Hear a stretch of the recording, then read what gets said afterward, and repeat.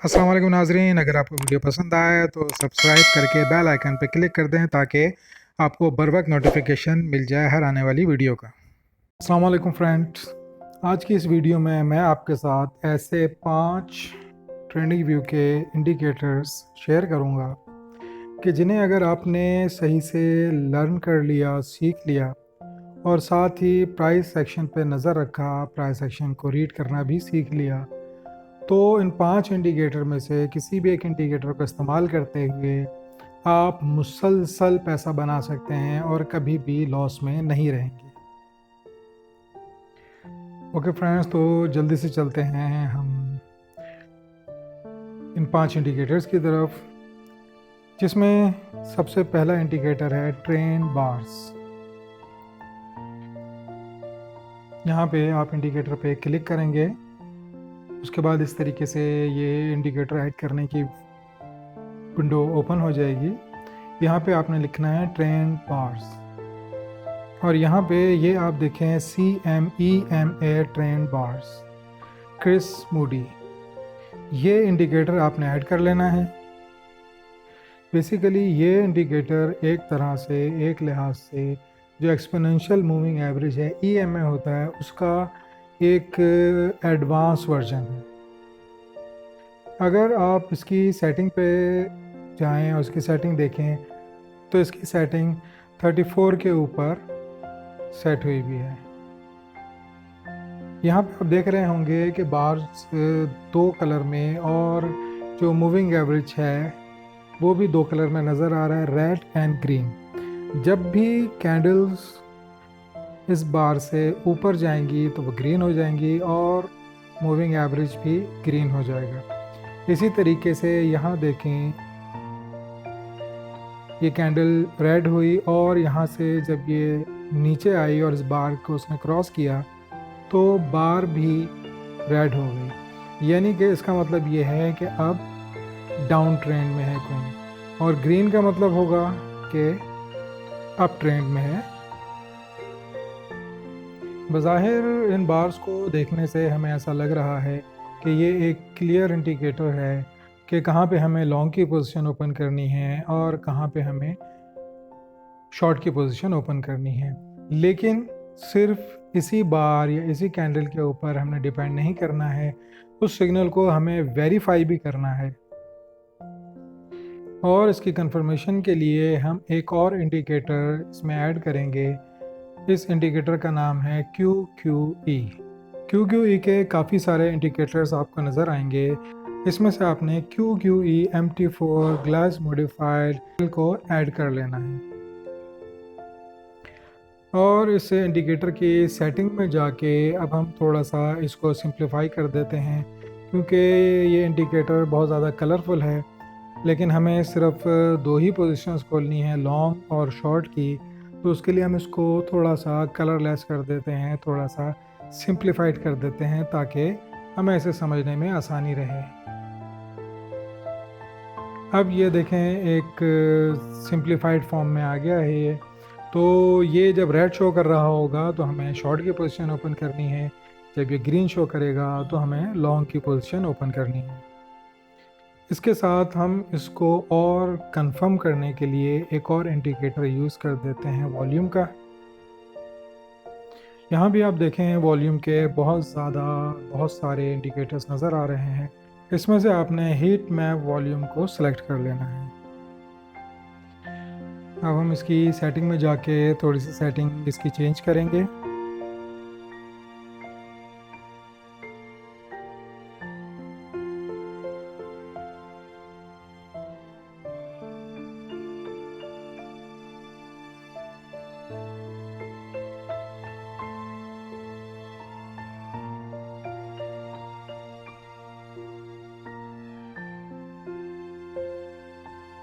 अब इस सेटिंग के बाद हम एक स्ट्रेटजी बनाएंगे कि कौन कौन से साइंस जब हमें नज़र आएँ तो हमने एंट्री लेनी है। तो पहला रूल हमेशा याद रखिएगा कि जब भी कैंडल लाइट बार से ऊपर हो, बार ग्रीन हो, तो ये पहला साइन है कि हमें लॉन्ग की पोजीशन ओपन करनी है इस जगह पे। साथ ही QQE जो इंडिकेटर है वहाँ भी हमें ग्रीन बार नज़र आनी चाहिए सेम लोकेशन पे। और इसके साथ तीसरा साइन ये होगा कि जो वॉल्यूम की बार है वो या तो येलो या ऑरेंज और या फिर रेड हो। जब हमें ये तीनों साइन नज़र आएंगे तो हमने लॉन्ग की पोजीशन ओपन कर लेनी है। स्टॉप लॉस आपने EMA लाइन से थोड़ा सा नीचे रखना है और उसी तरीके से अपने रेशो के हिसाब से 1:1.5 या 1:2 जैसा भी प्रॉफिट या TP आप रखना चाहें उस हिसाब से इसको रख लिएगा। इसी तरीके से शॉर्ट की पोजीशन खोलने के लिए ये ज़रूरी है कि कैंडल जो है वो मूविंग एवरेज की बार से नीचे हो, मूविंग एज की बार रेड हो और QQE इंडिकेटर में रेड बार बन रही हो और इसी तरीके से सेम जो वॉल्यूम का इंडिकेटर है वो ऑरेंज, येलो या रेड कलर में होना चाहिए।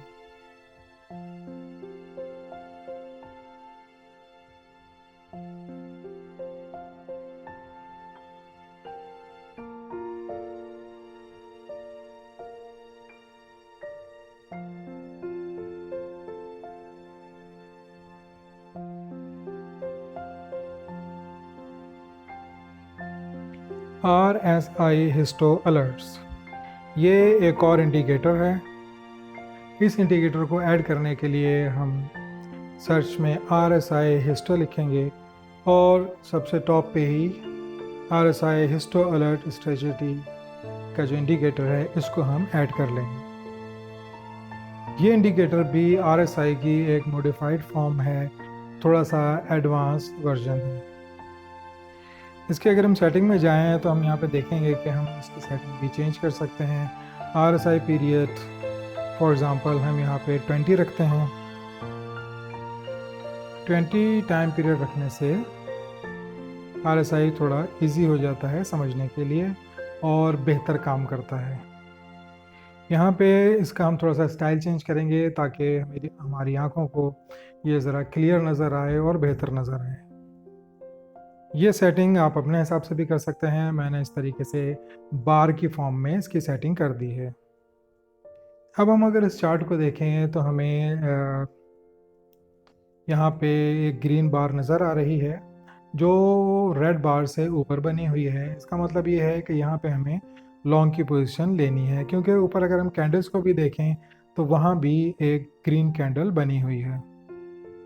इसी तरीके से अगर हम शॉर्ट की पोजीशन खोलना चाहेंगे तो रेड लाइन को हमें नीचे की तरफ देखना है कि वो नीचे की तरफ जा रही हो और इसी तरीके से कैंडल भी जो है वो रेड हो रही हो और नीचे की तरफ हो। लेकिन पहले इंडिकेटर की तरह इसे भी हम सिंपली खाली इस बेस के ऊपर ट्रेड नहीं ले सकते, तो इसमें भी हम दो और इंडिकेटर ऐड कर देते हैं ताकि एंट्री पॉइंट हमें बिल्कुल मेक श्योर हो जाए कि कौन सा एंट्री पॉइंट है जहाँ पे हमें लॉन्ग या शॉर्ट की पोजीशन लेनी है। यहाँ पे हमने ये एक एक्सपोनेंशियल मूविंग एवरेज ऐड कर लिया है जिसकी लेंथ हमने 200 रखी है और वॉल्यूम इंडिकेटर के लिए मैंने यहाँ पे HVI ऐड कर लिया है। ये दो इंडिकेटर्स बहुत ज़्यादा हेल्प करते हैं हमें उस पोजीशन को आइडेंटिफाई करने में कि जहाँ से हमें पोजीशन लेनी है, लॉन्ग की या शॉर्ट की। क्योंकि बग़ैर इन दो इंडिकेटर के हमें बहुत ज़्यादा सिग्नल्स मिलेंगे, लेकिन उसमें से ये ज़रूरी नहीं कि हर सिग्नल प्रॉफिटेबल हो। तो इसी चीज़ को मेक श्योर करने के लिए कि हम इसमें प्रॉफिट बनाएं, हमने ये दोनों इंडिकेटर्स इसमें ऐड कर दिए हैं। तो अब हमें अगर लॉन्ग की पोजीशन खोलनी है तो हमें ये देखना होगा कि कैंडल जो मूविंग एवरेज है 200 वाली उससे ऊपर होनी चाहिए और यहाँ पे वॉल्यूम की जो बार है वो ग्रीन होनी चाहिए।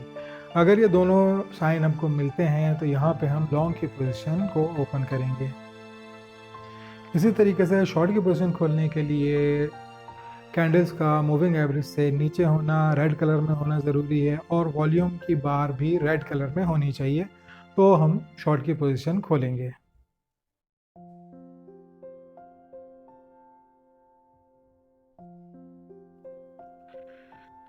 इसके बाद अगले इंडिकेटर का नाम है MACD4C। हम जल्दी से इसे ऐड कर लेते हैं। यहाँ पर मैं टाइप किया MACD4C और ये सबसे टॉप पे ही MACD4C by VKNO422 plus signal line का जो इंडिकेटर है इसको हम ऐड कर लेंगे। दूसरे इंडिकेटर्स की तरह ये भी MACD का एक बहुत ही एडवांस वर्जन है जो हमें ज़्यादा बेहतर तौर पे गाइड कर सकता है, हमें बता सकता है कि वो कौन सा पॉइंट है जहाँ पे हमें पोजीशन को ओपन करना है, लॉन्ग की हो या शॉर्ट की। इस मैकडी को अगर आप देखें तो ये 4 डिफरेंट कलर्स में आपको नज़र आ रहा है जो कि सिग्नल की स्ट्रेंथ को शो करता है कि किस पॉइंट पे हमें सिग्नल लेना है। जबकि पुराना मैकडी जो इंडिकेटर था उसमें ये फैसिलिटी नहीं थी कि जिसके ज़रिए हमें पता लगे कि स्ट्रॉन्ग सिग्नल कहाँ पे मिल रहा है। जबकि इस MACD4C में हमें ये जो डिफरेंट कलर नज़र आ रहे हैं बेसिकली ये इस बात को शो करते हैं कि हमें स्ट्रेंथ का पता चलता है यानी ट्रेंड की स्ट्रेंथ क्या है। इस इंडिकेटर में जैसा कि हम देख रहे हैं कि 4 डिफरेंट कलर नज़र आ रहे हैं।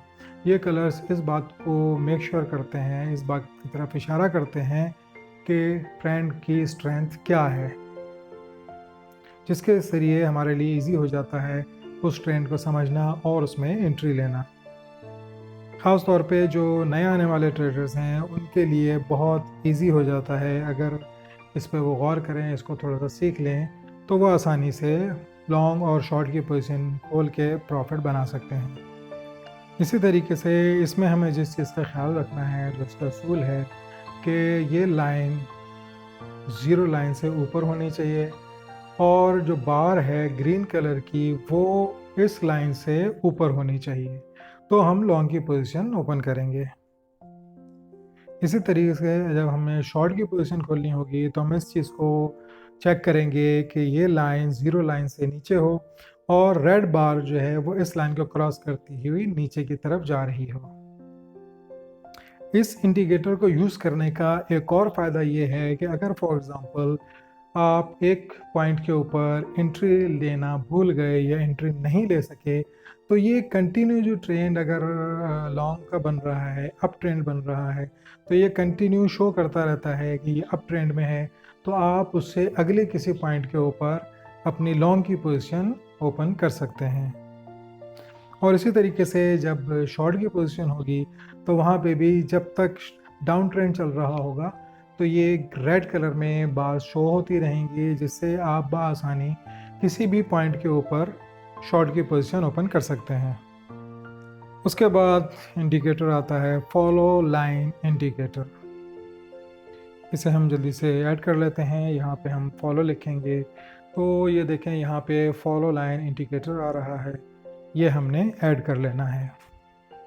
बेसिकली ये इंडिकेटर बॉलिंजर बैंड की तरह काम करता है, लेकिन उससे ज़्यादा इजी है इसको समझना। यहाँ पे हम इसकी सेटिंग में जाके थोड़ा सी चेंजिंग कर देते हैं, वैसे आप अपने हिसाब से भी इसकी चेंजिंग कर सकते हैं।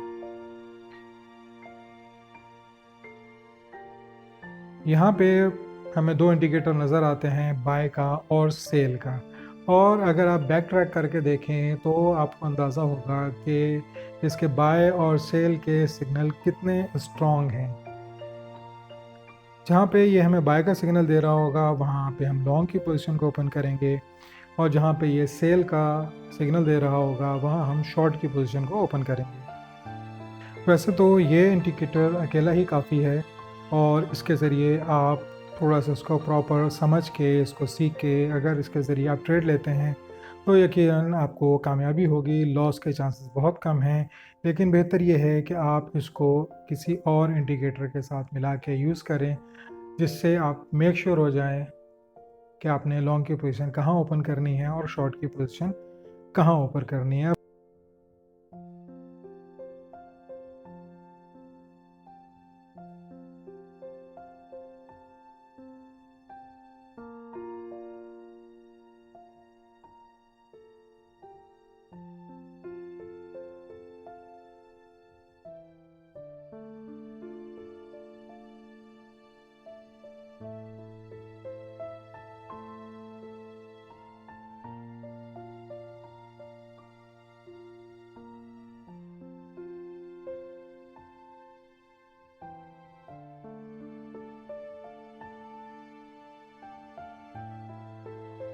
अब हम चलते हैं बिल्कुल लास्ट इंडिकेटर की तरफ। इसका नाम है एंजल अटैक FLI।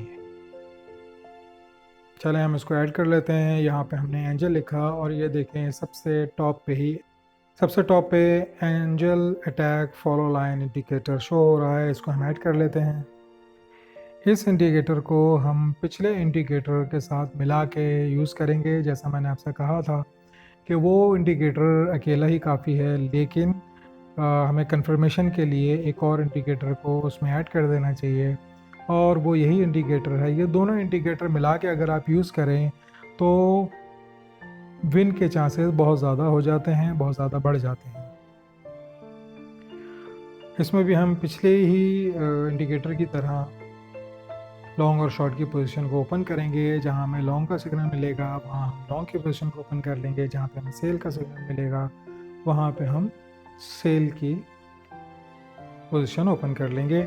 यहाँ पे आप ये देख रहे होंगे कि कुछ लिखा हुआ नज़र आ रहा है, at, sell, red. Add means ये है कि मार्केट या ट्रेंड अगर अप ट्रेंड चल रहा था तो वो वहाँ पे एक्यूमुलेशन करेगा, कंटिन्यू चलेगा, तो वहाँ पे आप उसमें और फंड्स को ऐड कर सकते हैं, पोजीशन को और स्ट्रॉन्ग कर सकते हैं, अपनी एवरेज को बेहतर बना सकते हैं। जहाँ पे सेल का सिग्नल मिला तो वहाँ पे हमें सेल की पोजीशन लेनी है। जहाँ पे ये रेड लिखा हुआ नज़र आ रहा है, रेड का मतलब ये है कि अब आप लॉन्ग की पोजीशन को बंद कर दें।